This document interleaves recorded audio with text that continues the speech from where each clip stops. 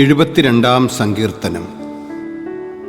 സോളമൻ്റെ സങ്കീർത്തനം.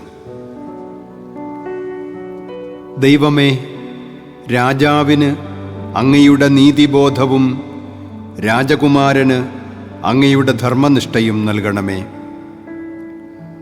അവൻ അങ്ങയുടെ ജനത്തെ ധർമ്മനിഷ്ഠയോടും അങ്ങയുടെ ദരിദ്രരെ നീതിയോടും കൂടെ ഭരിക്കട്ടെ. നീതിയാൽ പർവ്വതങ്ങളും കുന്നുകളും ജനങ്ങൾക്കു വേണ്ടി ഐശ്വര്യം വിളയിക്കട്ടെ. എളിയവർക്ക് അവൻ നീതി പാലിച്ചു കൊടുക്കട്ടെ. ദരിദ്രർക്ക് മോചനം നൽകട്ടെ. മർദ്ദകരെ തകർക്കുകയും ചെയ്യട്ടെ. സൂര്യചന്ദ്രന്മാരുള്ള കാലം വരെ തലമുറകളോളം അവൻ ജീവിക്കട്ടെ. അവൻ വെട്ടിനിറുത്തിയ പുൽപ്പുറങ്ങളിൽ വീഴുന്ന മഴ പോലെയും ഭൂമിയെ നനയ്ക്കുന്ന വർഷം പോലെയുമായിരിക്കട്ടെ. അവൻ്റെ കാലത്ത് നീതി തഴച്ചു വളരട്ടെ. ചന്ദ്രനുള്ളിടത്തോളം കാലം സമാധാനം പുലരട്ടെ. സമുദ്രം മുതൽ സമുദ്രം വരെയും നദി മുതൽ ഭൂമിയുടെ അതിർത്തികൾ വരെയും അവൻ്റെ ആധിപത്യം നിലനിൽക്കട്ടെ. വൈരികൾ അവൻ്റെ മുൻപിൽ ശിരസ് നമിക്കട്ടെ. അവൻ്റെ ശത്രുക്കൾ പൊടിമണ്ണു നക്കട്ടെ. താർഷിഷിലെയും ദ്വീപുകളിലെയും രാജാക്കന്മാർ അവന് കപ്പം കൊടുക്കട്ടെ. ഷേബായിലെയും സേബായിലെയും രാജാക്കന്മാർ അവന് കാഴ്ചകൾ കൊണ്ടുവരട്ടെ. എല്ലാ രാജാക്കന്മാരും അവൻ്റെ മുൻപിൽ സാഷ്ടാംഗം പ്രണമിക്കട്ടെ. എല്ലാ ജനതകളും അവനെ സേവിക്കട്ടെ. നിലവിളിക്കുന്ന പാവപ്പെട്ടവനെയും നിസ്സഹായനായ ദരിദ്രനെയും അവൻ മോചിപ്പിക്കും. ദുർബലനോടും പാവപ്പെട്ടവനോടും അവൻ കരുണ കാണിക്കുന്നു. അഗതികളുടെ ജീവൻ അവൻ രക്ഷിക്കും. പീഡനത്തിൽ നിന്നും അക്രമത്തിൽ നിന്നും അവരുടെ ജീവൻ അവൻ വീണ്ടെടുക്കും. അവരുടെ രക്തം അവന് വിലയേറിയതായിരിക്കും. അവന് ദീർഘായുസ്സുണ്ടാകട്ടെ. ഷേബായിലെ സ്വർണം അവനു കാഴ്ചയായി ലഭിക്കട്ടെ. അവനു വേണ്ടി ഇടവിടാതെ പ്രാർത്ഥന ഉയരട്ടെ. അവൻ്റെ മേൽ അനുഗ്രഹം ഉണ്ടാകട്ടെ.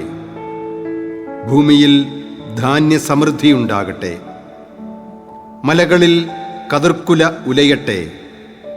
ലെബനോൻ പോലെ അത് ഫലസമൃദ്ധമാകട്ടെ.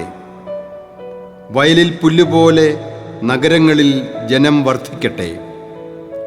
അവൻ്റെ നാമം നിത്യം നിലനിൽക്കട്ടെ. സൂര്യനുള്ളിടത്തോളം കാലം അവൻ്റെ കീർത്തി നിലനിൽക്കട്ടെ. അവനെപ്പോലെ അനുഗ്രഹീതരാകട്ടെ എന്നു ജനം പരസ്പരം ആശംസിക്കട്ടെ. ജനതകൾ അവനെ അനുഗ്രഹീതനെന്ന് വിളിക്കട്ടെ. ഇസ്രായേലിൻ്റെ ദൈവമായ കർത്താവ് വാഴ്ത്തപ്പെടട്ടെ. അവിടുന്ന് മാത്രമാണ് അത്ഭുതങ്ങൾ പ്രവർത്തിക്കുന്നത്. അവിടുത്തെ മഹത്വപൂർണമായ നാമം എന്നേക്കും വാഴ്ത്തപ്പെടട്ടെ. അവിടുത്തെ മഹത്വം ഭൂമിയിലെങ്ങും നിറയട്ടെ. ആമേൻ, ആമേൻ. ജസ്സയുടെ പുത്രനായ ദാവീദിൻ്റെ പ്രാർത്ഥനയുടെ സമാപ്തി.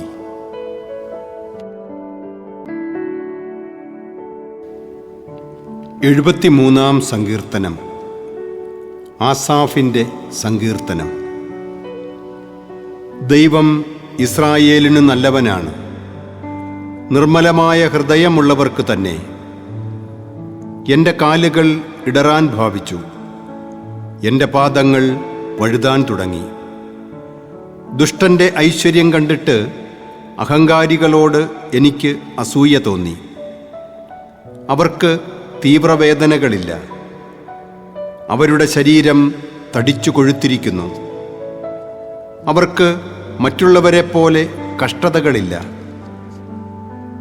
മറ്റുള്ളവരെ പോലെ അവർ പീഡിതരുമല്ല. ആകയാൽ അവർ അഹങ്കാരം കൊണ്ട് ഹാരമണിയുന്നു. അക്രമം അവർക്ക് അങ്കിയാണ്. മേധസ്സുമുറ്റിയ അവർ അഹന്തയോടെ വീക്ഷിക്കുന്നു. അവരുടെ ഹൃദയത്തിൽ ഭോഷത്വം കവിഞ്ഞൊഴുകുന്നു. അവർ പരിഹസിക്കുകയും ദുഷ്ടതയോടെ സംസാരിക്കുകയും ചെയ്യുന്നു. പീഡിപ്പിക്കുമെന്ന് അവർ ഗർവ്വോടെ ഭീഷണിപ്പെടുത്തുന്നു. അവരുടെ അധരങ്ങൾ ആകാശത്തിനെതിരെ തിരിയുന്നു. അവരുടെ നാവ് ഭൂമിയിൽ ദൂഷണം പരത്തുന്നു. അതുകൊണ്ട് ജനം അവരെ നോക്കി പ്രശംസിക്കുന്നു. അവരിൽ കുറ്റം കാണുന്നില്ല. ദൈവത്തിന് എങ്ങനെ അറിയാൻ കഴിയും? അത്യുന്നതന് അറിവുണ്ടോ എന്ന് അവർ ചോദിക്കുന്നു. ഇതാ, ഇവരാണ് ദുഷ്ടർ. അവർ സ്വസ്ഥത അനുഭവിക്കുന്നു. അവരുടെ സമ്പത്ത് വർദ്ധിക്കുന്നു. ഞാൻ എൻ്റെ ഹൃദയത്തെ നിർമ്മലമായി സൂക്ഷിച്ചതും എൻ്റെ കൈകളെ നിഷ്കളങ്കതയിൽ കഴുകിയതും വ്യർത്ഥമായി. ഞാനിതാ ഇടവിടാതെ പീഡിപ്പിക്കപ്പെടുന്നു. എല്ലാ പ്രഭാതത്തിലും ദണ്ഡനമേൽക്കുന്നു.